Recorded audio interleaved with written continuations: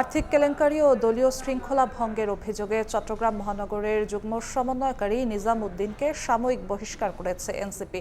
আজ বিজ্ঞপ্তি দিয়ে এ সিদ্ধান্ত জানায় দলটি।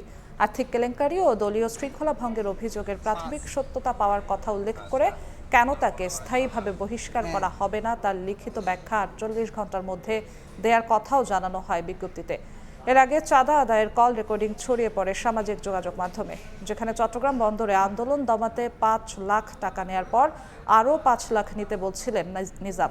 অভিযুক্তের দাবি, জোর করে রেকর্ড করে তার অডিও রেকর্ড করে ছড়িয়ে দিয়েছেন ছাত্র সংসদের চট্টগ্রাম মহানগরের সভাপতি প্রার্থী রিজাউর ও তার অনুসারীরা। নিজামের বিরুদ্ধে আগেও ২ কোটি টাকা চাঁদা না পেয়ে ব্যবসায়ীকে পুলিশে তুলে দেওয়ার অভিযোগ রয়েছে।